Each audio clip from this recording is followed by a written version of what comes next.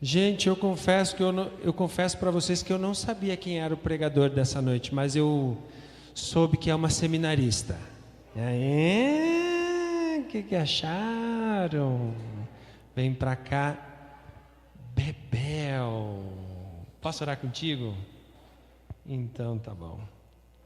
Feche teus olhos, irmãos. Papai do céu, que bom que a gente vai escutar a Bebel falando com a gente hoje, falando para a gente aquilo que tu tem falado para o coração dela. Que bom que ela tem essa coragem e essa disponibilidade de contar isso para nós. Que bom que tu tem falado com ela, Pai. Que bom, ó Deus, que tu está aqui presente na vida de cada um de nós, para que a gente também possa ouvir e entender aquilo que tu tem dito para Bebel nessa noite. Continua cuidando, Senhor, da vida dela, nessa grande missão que ela tem vivido, pelos lugares aonde ela tem passado, as experiências dela que ela tem experimentado, e agora, Senhor, controla nela toda a ansiedade, todo o nervosismo, tudo aquilo que possa atrapalhar a Bebel de dizer para nós, aqui a tua igreja, exatamente aquilo que tu queres que ela nos diga. Em nome de Jesus. Amém.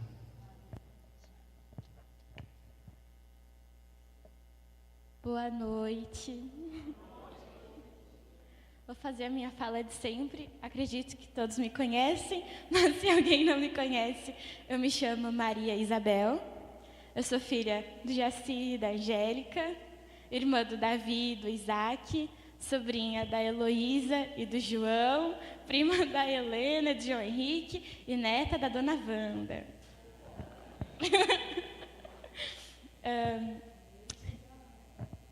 Eu curso teologia no seminário em Ijuí, da Batista, e uma das nossas atividades durante o ano é fazer um estágio. E assim que terminaram as aulas, eu já fui para a Cachoeirinha fazer um estágio na Assembleia de Deus, que é uma igreja bem diferente da nossa, mas foi um tempo muito agradável. E eu fiquei 1 mês lá. Pode colocar lá. E algumas coisas me chamaram muita atenção, como a devoção dos irmãos, que são algumas imagens das atividades que eu participei, e alguns passeios que o pessoal me levou para fazer, para conhecer Porto Alegre e Cachoeirinha. Os pontos que me chamaram muita atenção foi a devoção dos irmãos e a atenção e o cuidado que eles tiveram comigo, e também com o cuidado com a igreja. É uma igreja muito grande, vocês podem ver que é uma realidade totalmente diferente da nossa. É uma igreja com dois prédios e 3 ou 4 terrenos. Então, assim, é realmente uma coisa fora do que eu estou acostumada. Então, foi uma experiência realmente bem diferente. E eu participei mais do Ministério de Adolescentes, que também foi com quem eu fiz mais amizade, junto com o Ministério RAI, que são os juniores, são as crianças de 9 até 13 anos. Então, foi um tempo muito agradável. Eu queria compartilhar com vocês algumas coisas que eu aprendi e eu gostaria que vocês observassem também, que a gente pode usar como exemplo na nossa igreja e que eu também pude ajudar eles com as nossas coisas, né? Foi um tempo realmente de compartilhar o que eu sei com eles, com o que eles sabiam para me compartilhar, né? Enfim, no domingo de tarde, o pessoal vai no Parcão, que é tipo um parque de rodeio misturado com uma praça.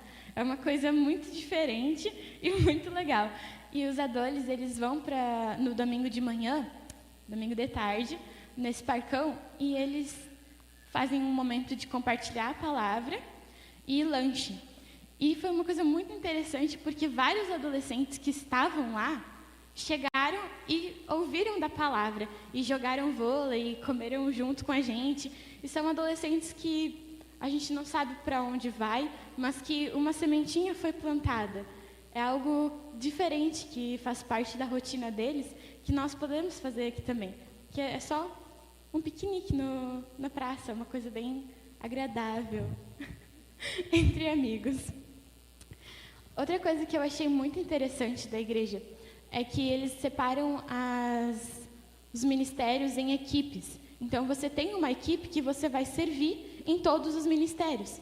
Normalmente, são pessoas que são mais próximas e já têm uma vivência maior e uma comunhão mais próxima, né?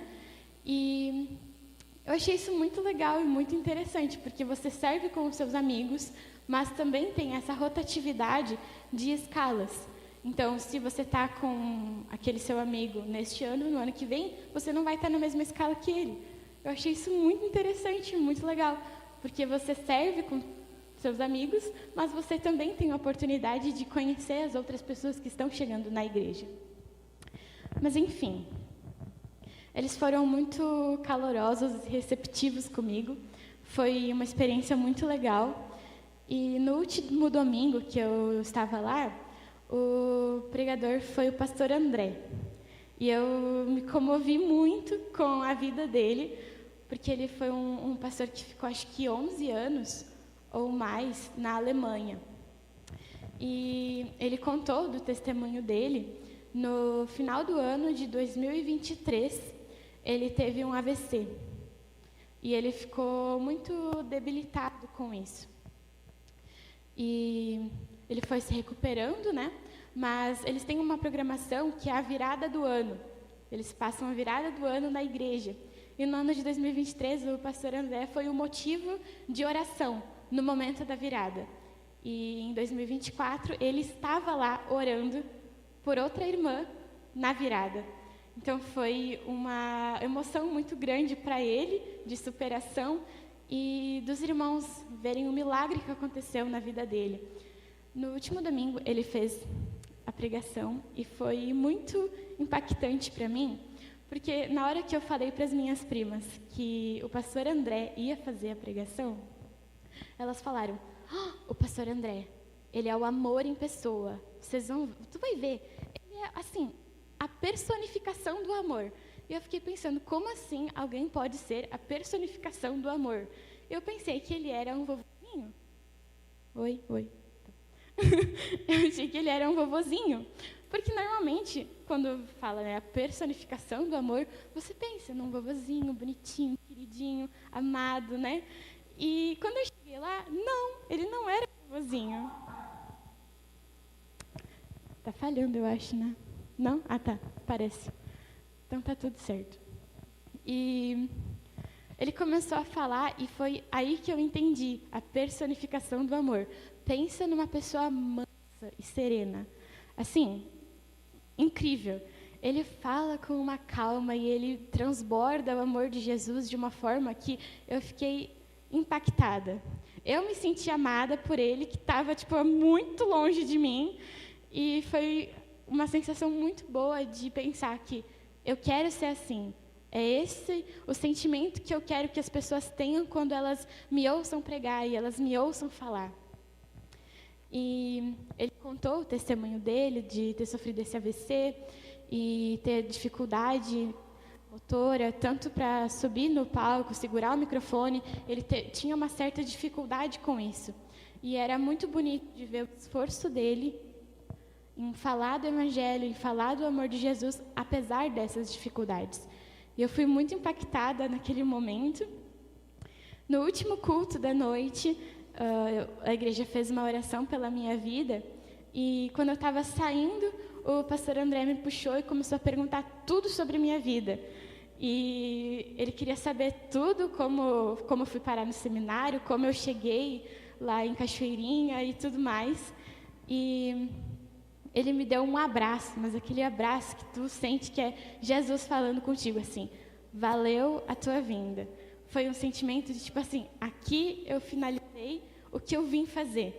Servir essa igreja e ajudar e aprender. Foi, assim, a cereja do bolo, a chave de ouro para fechar o negócio. Foi um sentimento de conclusão incrível. E Isso faz parte de servir ao ministério e de ser missionário. O meu chamado é para missões locais. Eu não fui chamada para ir para longe de casa ou para ficar em outro país. O meu chamado é para ajudar na igreja que eu estou. Eu passo esse tempo de viagens e capacitação para adquirir mais material e mais conhecimento, para quando eu voltar para casa, eu conseguir servir com mais excelência. E existem vários tipos de missões. No meu caso, é missão local, né? E eu gostaria de conversar com vocês justamente sobre isso, sobre missões, sobre o papel da igreja nas missões e o papel dos missionários.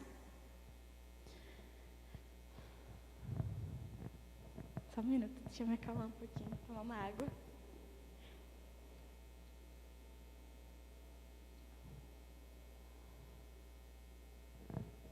Quando eu estive lá, eu conheci outros missionários que também têm o chamado para missão local e não para sair longe de casa, mas para trabalhar no ambiente que eles estão, para terem um trabalho secular e uma carreira, uma vida, mas também servir e ser um missionário no ambiente que estão. E algo que a gente conversou e compartilhou muito foi o auxílio da igreja nesse tempo que nós estamos nos capacitando. O auxílio da igreja em oração, em ofertas, o quão importante isso é para um missionário. Como experiência, eu vou contar do tempo que nós fizemos missões na Argentina. A gente foi para a Argentina com o projeto Wake Up no primeiro semestre do ano passado e a gente ficou uma semana, um pouquinho menos, num orfanato. O nome desse agora não vai sair mais. Mas, enfim, o nome em espanhol é Hogar de Ninhos. Olha só, bilíngue. Mas é um orfanato onde as crianças que são mais carentes vão. Ele é como uma fazenda e tem 6 casas. Dessas casas, apenas 3 delas estão recebendo crianças. E em cada uma tem, em média, 3 a 12 crianças. E a gente foi com a intenção de auxiliar os tios que ficam ali com aquelas crianças o tempo todo. Que eles ficam ali auxiliando e são como pais para elas. A gente foi com a intenção de aliviar o fardo e aliviar o peso deles. E teve uma tarde que a gente estava brincando com as crianças e um dos tios chegou para mim e para um dos colegas e falou: vocês podem ficar de olho nesse menininho? E a gente ficou: tá, a gente está de olho em todos, né? Mas tá bom, vamos ficar de olho nesse menininho. E aí ele falou: aqui eu vou ter que sair, eu não posso ficar cuidando ele. Tá bom, a gente ficou de olho, mas o meu colega ficou muito intrigado com aquela situação. Tipo, como assim? Por que ficar mais de olho nesse menino? E ele foi atrás desse tio para perguntar o porquê. E a história que esse tio nos contou é que esse menininho, ele tinha entre 7 e 8 anos, mais ou menos, e ele tinha mais 5 irmãos no orfanato. Então, eles eram 6 irmãos. E eles vieram de uma situação muito complicada, onde os pais abusavam deles e ensinaram para eles que aquilo era demonstrar amor, que aquela era a melhor forma de você mostrar para uma pessoa que você ama ela. Então, o tio pediu para a gente ficar cuidando ele para que ele não abusasse dos irmãos, enquanto a gente estava fazendo as brincadeiras com as crianças. E aquilo nos impactou e nos pesou de uma forma tão grande que de noite a gente não conseguia dormir. A gente ficou inquieto, não conseguia descansar com aquela informação. A gente teve que pedir, obviamente, né, licença para o nosso líder para nos levar para orar, porque foi um choque muito grande. Nós não esperávamos em ouvir histórias tão pesadas de crianças de 3 anos ou menos, assim. Então, foi uma experiência missionária muito impactante para todos nós. Até hoje a gente ora por esses tios para que eles encontrem descanso e que outras pessoas possam ir e deixar eles sozinhos para que eles fortaleçam e restabeleçam as suas energias, porque é um ministério pesado. Fazer missões é muito bonito, é muito legal, mas é um peso às vezes. O missionário, ele carrega todas as histórias que ele ouve. E ele precisa de pessoas que suportem junto com ele essa bagagem. Ele precisa de pessoas que estejam com ele, orando, investindo na vida dele, para que ele possa suportar e levar o evangelho a essas pessoas. Talvez você não tenha um chamado missionário, mas você pode estar orando por um missionário. Você pode adotar um missionário. E você pode fazer a sua parte no reino fazendo isso. 1 minuto.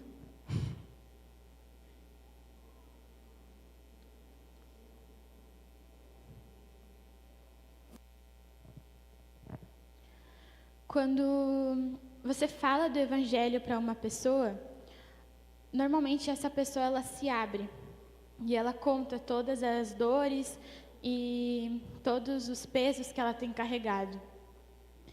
Pense se o seu trabalho fosse isso, fosse ouvir as dores e os pesos que as pessoas que estão ao seu redor carregam.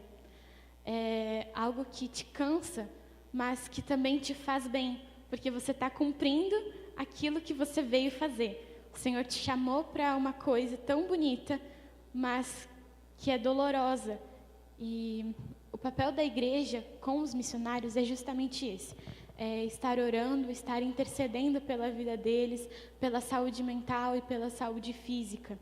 Quando você ouve a dor de um missionário, você está ajudando ele a suportar e a continuar levando o evangelho a mais pessoas. Tem uma frase muito interessante. Pode passar. Está aqui comigo. Em missões, existem aqueles que vão descer o poço e aqueles que vão segurar as cordas.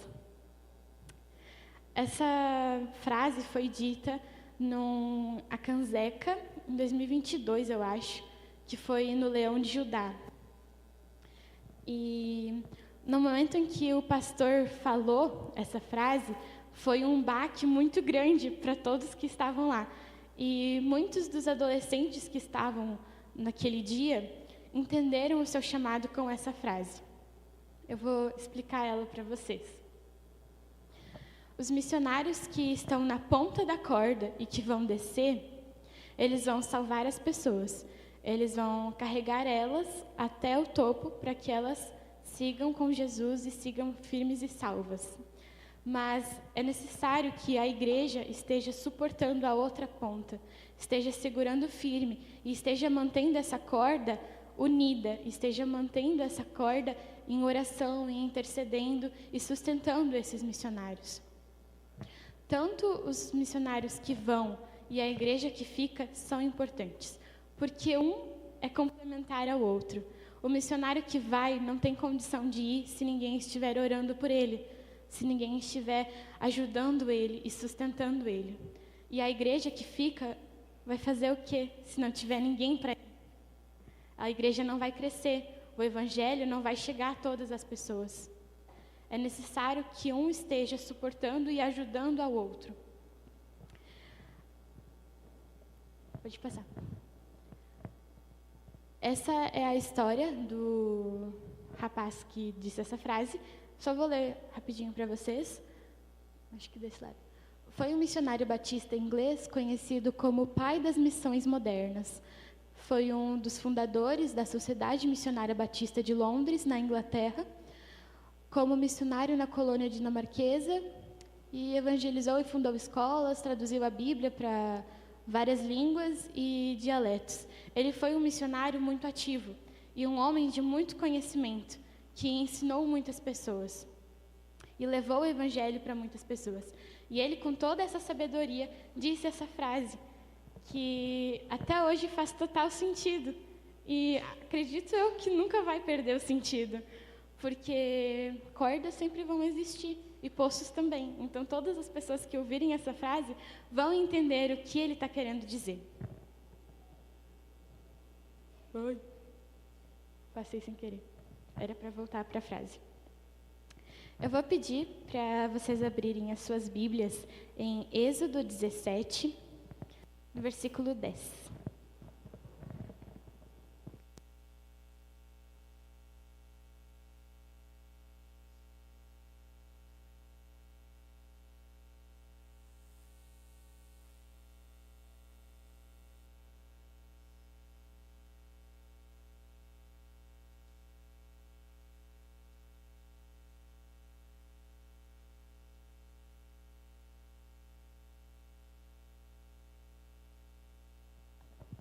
Oi. Todos encontraram? Então eu vou ler. Josué fez o que Moisés havia ordenado e foi combater os amalequitas.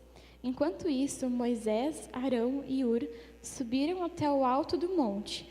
Quando Moisés ficava com os braços levantados, os israelitas venciam. Porém, quando ele abaixava os braços, eram os amalequitas que venciam. Quando os braços de Moisés ficaram cansados, Arão e Hur pegaram uma pedra e a puseram perto dele, para que Moisés se sentasse. E os dois, um de cada lado, seguravam os braços de Moisés. Deste modo, os braços ficaram levantados até o pôr do sol. E assim Josué derrotou completamente os amalequitas. Eu ia dar o título dessa pregação de quem são os nossos Moiséses, que eu achei muito engraçado, mas acho que ficava distante com o resto das coisas que eu gostaria de falar. É necessário que exista um Moisés para levantar o povo, mas é necessário que exista Arão e Hur para que Moisés se sustente e possa fazer o que é necessário para que o evangelho seja levado e para que o povo vença. Tem mais um exemplo em Filipenses 2, 7. Podem abrir suas Bíblias.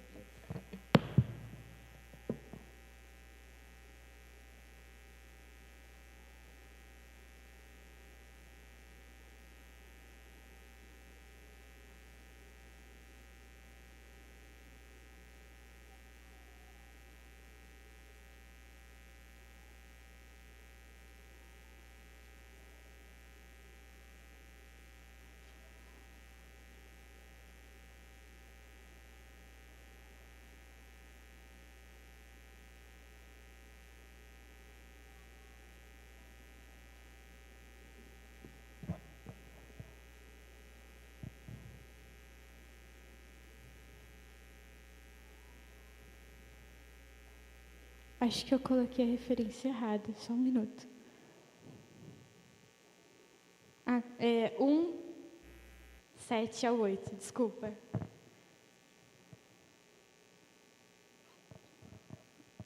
Em Filipenses 1, 7 diz: Vocês estão sempre no meu coração, e é justo que eu me sinta assim a respeito de vocês, pois vocês têm participado comigo desse privilégio que Deus me deu. E é isso o que vocês estão fazendo agora, que estão na cadeia, e foi o mesmo que vocês fizeram quando eu estava livre, para defender e anunciar com firmeza o Evangelho. Deus é testemunha de que estou dizendo a verdade, quando afirmo que o meu grande amor por todos vocês vem do próprio coração de Cristo. Eu sou suspeita de falar de Filipenses porque é o meu livro favorito, mas é muito bonito ver a relação de Paulo com a igreja de Filipos. A igreja de Filipos é uma igreja que sustenta Paulo em todos os momentos. E quando ele passou o maior perrengue da vida dele, que foi no final da vida dele, ele estar preso em Roma, os irmãos de Filipos não só oraram e intercederam por ele, mas eles também enviaram Epafrodito com comidas e mantimentos, que nós não sabemos exatamente o que é, mas enviaram este homem para estar lá com Paulo, não só em oração, mas fisicamente, suportando a dor dele e apoiando ele naquele momento difícil. Eu não sei com qual das pontas da corda você se identifica, se é com a pessoa que vai ou é a pessoa que fica, mas as duas pessoas são importantes e fazem o seu trabalho no corpo. Eu gostaria que, nesse momento, você estivesse refletindo sobre isso e tivesse um momento de oração, para que o Espírito Santo revelasse ao seu coração qual é a vontade dele para a sua vida, se é que você sustente ou que você seja sustentado. No final, eu vou fazer uma oração.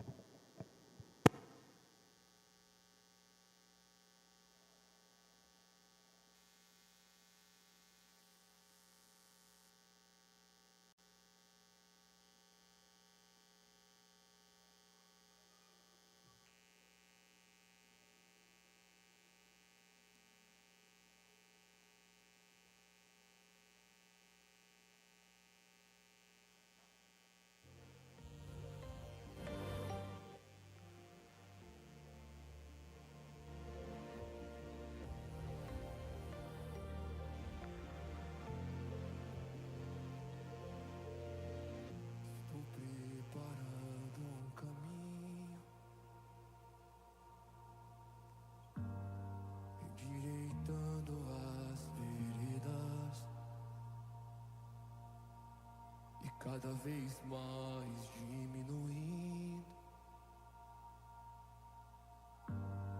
porque importa que ele cresça, e nele o meu prazer está.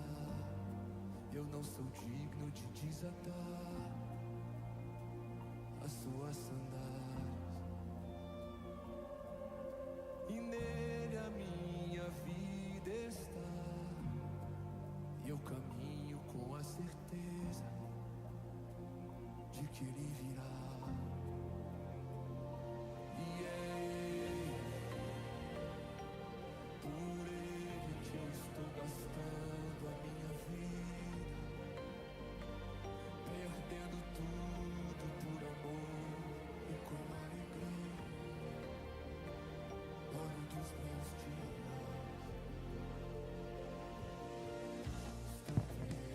Senhor Deus, Pai querido, agradecemos por essa noite, Senhor, agradecemos por essa palavra que o Senhor colocou no meu coração para compartilhar com a igreja, Pai. Que as decisões tomadas nessa noite, Senhor, sejam um reflexo daquilo que a igreja tem orado e aquilo que a igreja tem buscado, Senhor. Que possamos entender melhor, Senhor, o que Tu queres de nós, Pai. Que possamos ser usados durante este ano, Senhor, que está no início do ano ainda, Senhor. Que possamos ser pessoas que buscam a Tua vontade, que possamos ser filhos que fazem o Teu querer, Senhor. Coloco a vida de todas as pessoas que estão aqui nessa noite, Senhor, sobre as Tuas mãos, Pai. Que seja feita a Tua vontade em cada momento, em cada mês desse ano, Senhor, que elas possam estar com o coração sensível e a mente sensível à Tua voz, Pai. É isso que oramos e pedimos. Amém.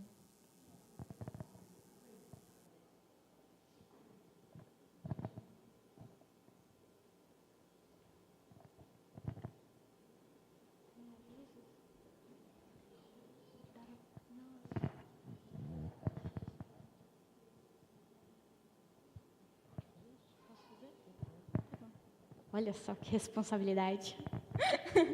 Eu gostaria de chamar os adolescentes que vão ir para a Canseca amanhã, para estarem aqui na frente. E eu gostaria que a igreja estivesse orando e intercedendo por essa semana que eles vão passar. Foi num desses acampamentos que eu tomei a decisão mais importante da minha vida. E pode ser nesse acampamento esse ano que algum deles vai tomar uma decisão dessas. Nós sabemos que muitos dos nossos juniores que se batizaram, eles tomaram essa decisão também num acampamento. Então, são momentos que o Senhor está agindo, está moldando, está nos ensinando. Vou pedir para o Ângelo orar por eles e podem se aproximar.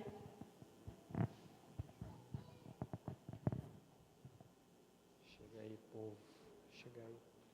Chega aí. Eu vou descer aqui também. Quero convidar vocês, igreja, para ficar de pé. Eu queria só aproveitar a deixa. Existem aqueles que vão descer ao poço e aqueles que vão segurar as cordas. Uma vez eu fiz um treinamento de brigada de incêndio e eu me lembro que numa das vezes que a gente foi fazer o exercício de socorro, enfim, eu me lembro que eu fui segurando a maca, tem umas alças ali, eu fui segurando a maca, eu nunca tinha feito isso antes. A pessoa que a gente estava levando era bem pesada.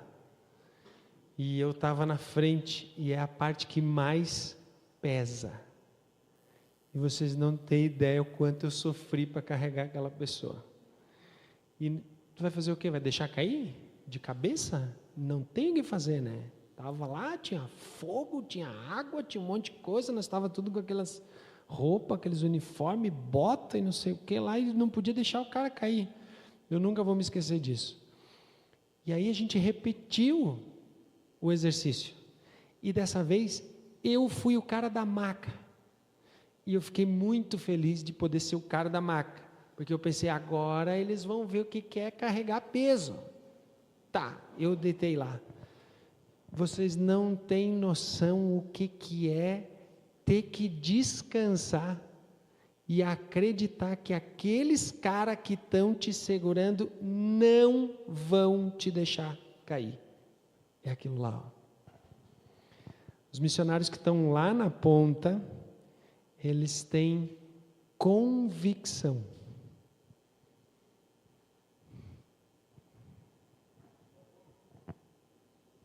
Que a gente vai segurar a corda aqui. É meu trabalho. É seu trabalho. Vamos orar por essas dádivas do Senhor aqui. Feche teus olhos. Papai do céu, nós te louvamos, Senhor, porque tu tens levantado pessoas aqui no meio da nossa igreja, da tua igreja aqui em Tapejara. Nós somos felizes em dizer que tu tens trabalhado na vida da tua igreja aqui. Nós somos felizes em dizer, ó Deus, que a tua mão tem sido poderosa atuando aqui. Já levantaste pessoas daqui que hoje estão lá no seminário e tens ainda levantado pessoas, ó Deus, com desejo no coração de buscar isso, de entender, saber se essa é a tua vontade para a vida deles. São tantos os passos, ó Deus, que a gente precisa dar. E nós, os adultos, a igreja, aqueles que estamos aqui há mais tempo, temos a responsabilidade de segurar essa corda. Eu quero te pedir, Deus, a tua unção sobre a nossa igreja para que a gente saiba segurar a corda. Que a gente seja uma igreja verdadeiramente unida, trabalhando nesse teu propósito, Senhor. Que nós possamos aprender. Muito obrigado, Senhor, pelo que tu trouxe de recado para nós. Muito obrigado pela vida de cada adolescente aqui presente e que vai representar a tua igreja lá no retiro. A nossa oração, Deus, é que a tua igreja possa permanecer aqui orando e segurando a corda enquanto eles estiverem lá. E que, ó Deus, eles possam sentir a tua mão trabalhando na vida deles naquele lugar. Em nome de Jesus. Amém. Amém? Igreja, que Deus abençoe, obrigado. Se alguém tem algum aviso que lembrou aí que tem para essa semana, sim, não, então que Deus abençoe e tenham todos uma ótima semana.